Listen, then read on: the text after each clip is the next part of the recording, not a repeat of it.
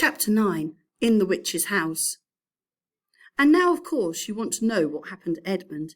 He had eaten his share of the dinner, but he hadn't really enjoyed it because he was thinking all the time about Turkish delight. And there's nothing that spoils the taste of good ordinary food half so much as the memory of bad magic food. And he had heard the conversation and hadn't enjoyed it much either, because he kept on thinking that the others were taking no notice of him and trying to give him the cold shoulder. They weren't, but he imagined it. And then he had listened until Mr. Beaver told them about Aslan, and until he had heard the whole arrangement for meeting Aslan at the stone table.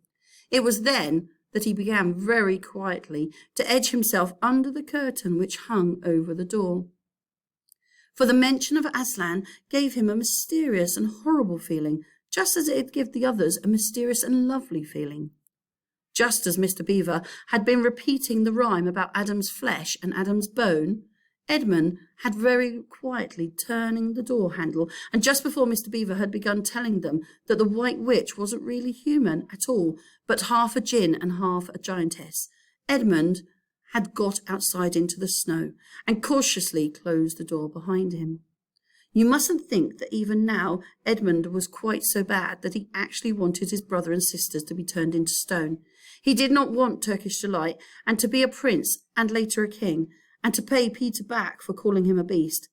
As for what the witch would do with the others, he didn't want her to be particularly nice to them, certainly not to put them in the same level as himself, but he managed to believe, or to pretend he believed, that she wouldn't do anything very bad to them. Because, he said to himself, all these people who say nasty things about her are her enemies, and probably half of it isn't true. She was jolly nice to me anyway, much nicer than they are. I expect she is the rightful queen anyway. Anyway, she'll be better than that awful Aslan. At least that she was.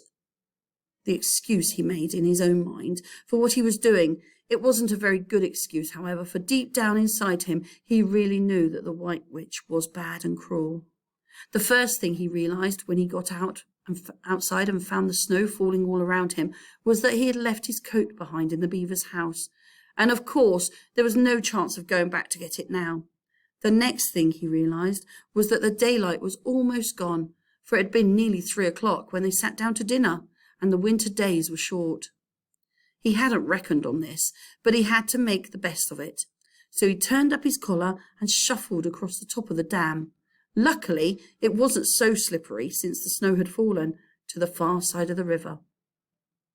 It was pretty bad when he reached the far side. It was growing darker every minute, and what with that and the snowflakes swirling all around him, he could hardly see 3 feet ahead. And then, too, there was no road.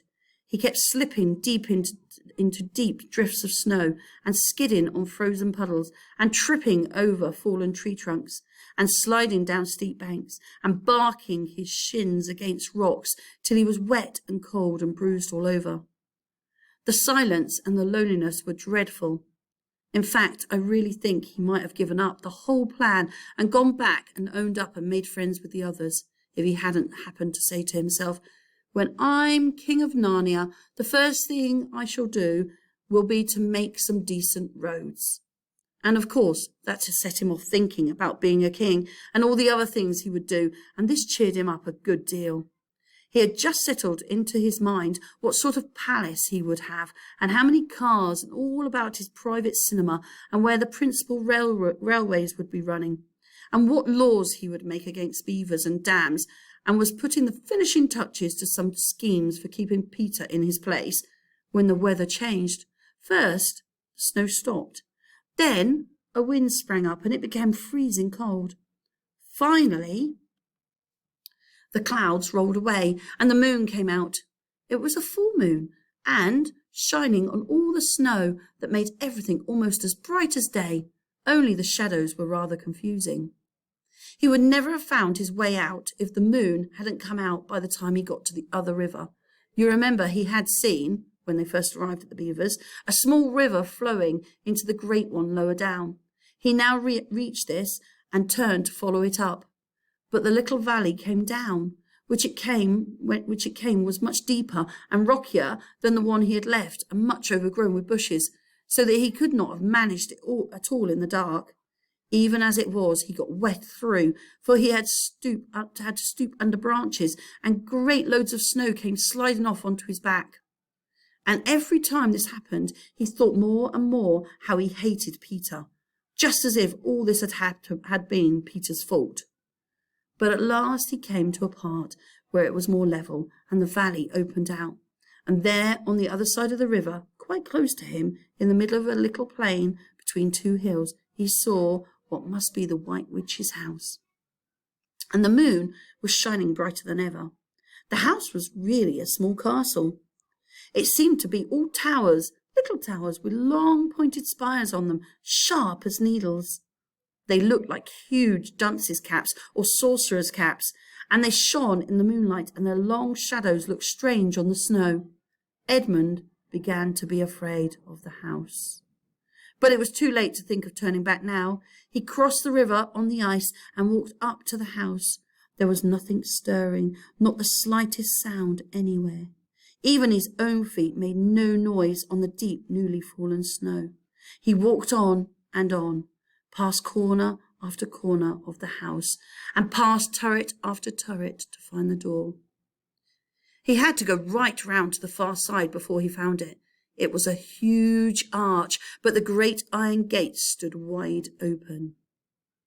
Edmund crept up to the arch and looked inside into the courtyard, and there he saw a sight that nearly made his heart stop beating. Just inside the gate, when the moonlight shining on it, stood an enormous lion, crouched as if it was ready to spring, and Edmund stood in the shadow of the arch, afraid to go on and afraid to go back, with his knees knocking together. He stood there so long that his teeth would have been chattering with cold, even if they'd not been chattering with fear. How long this really lasted, I don't know, but it seemed to Edmund to last for hours. Then, at last, he began to wonder why the lion was standing so still, for it hadn't moved 1 inch since he first set eyes on it. Edmund now ventured a little nearer, still keeping in the shadow of the arch as much as he could. He now saw, from the way the lion was standing, that it couldn't have been looking at him at all. But supposing it turns its head, thought Edmund. In fact, it was staring at something else, namely a little dwarf who stood with his back to it about 4 feet away. Aha, thought Edmund, when it springs at the dwarf, then it will be my chance to escape. But still the lion never moved, nor did the dwarf. And now, at last, Edmund remembered what the others had said about the White Witch turning people into stone. Perhaps this was only a stone lion. And as soon as he thought of that, he noticed that the lion's back and the top of its head were covered with snow. Of course it must only be a statue. No living animal would let itself get covered with snow. Then very slowly, and with his heart beating as if it would burst, Edmund ventured to go up to the lion. Even now he hardly dared touch it, but at last he put out his hand, very quickly, and did. It was cold stone. He had been frightened of a mere statue. The relief which Edmund felt was so great that in spite of the cold he suddenly got warm all over, right down to his toes. And at the same time there came into his head that what seemed a perfectly lovely idea. Probably, he thought, this is the great lion Aslan that they were all talking about. She's caught him already and turned him to stone. So that's the end of all their fine ideas about him. Boo! Who's afraid of Aslan? And he stood there gloating over the stone lion, and presently he did something very silly and childish. He took a stump of lead pencil out of his pocket and scribbled a moustache on the lion's upper lip, and then a pair of spectacles on its eyes. Then he said, "Yah, silly old Aslan, how do you like being a stone? You thought yourself mighty fine, didn't you?"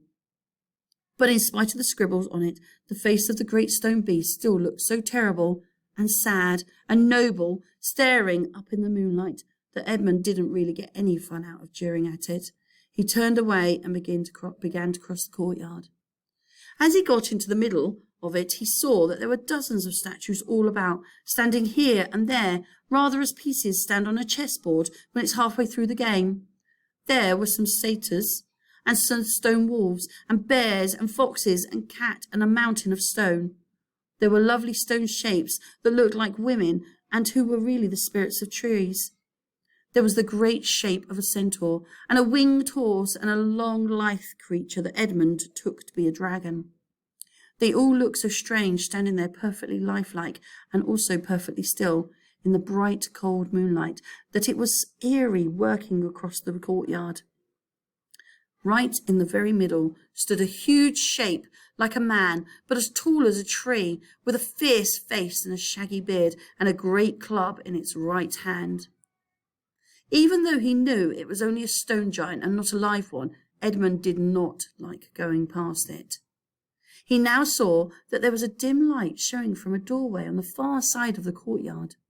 He went to it. There was a flight of stone steps going up to an open door. Edmund went up them. Across the threshold lay a great wolf. It's all right, he kept saying to himself. It's only a stone wolf, it can't hurt me. And he raised his leg to step over it. Instantly, the huge creature rose, with all the hair bristling along its back, opened a great red mouth and said in a growling voice, "Who's there? Who's there? Stand still, stranger, and tell me who you are."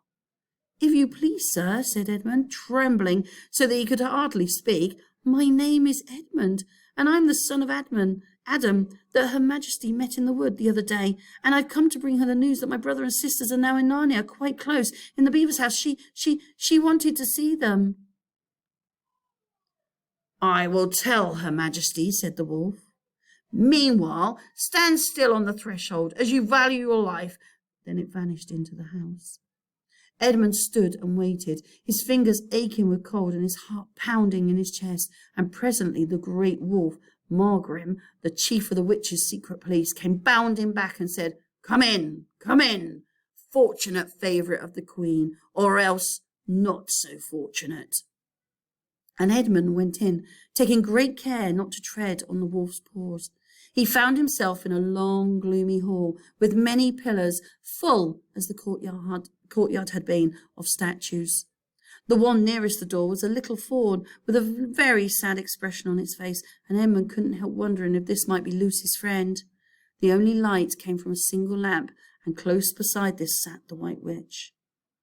"I come, your Majesty," said Edmund, rushing eagerly forward. "How dare you come alone?" said the witch in a terrible voice. "Did I not tell you to bring the others with you?" "Please, your Majesty," said Edmund, "I've done the best I can. I've brought them quite close. They're in the little house on top of the dam, just up by the river, with Mr. Beaver and Mrs. Beaver." A slow, cruel smile came over the witch's face. "Is this all your news?" she asked. "No, your Majesty," said Edmund, and proceeded to tell her all he had heard before leaving the beaver's house. "What? Aslan?" cried the Queen. "Aslan? Is this true? If I find you have lied to me." "Please, I'm only repeating what they said," stammered Edmund. But the Queen, who was no longer attending to him, clapped her hands. Instantly the same dwarf whom Edmund had been seen with her before appeared. "Make ready your sledge," ordered the witch, "and use the harness without bells."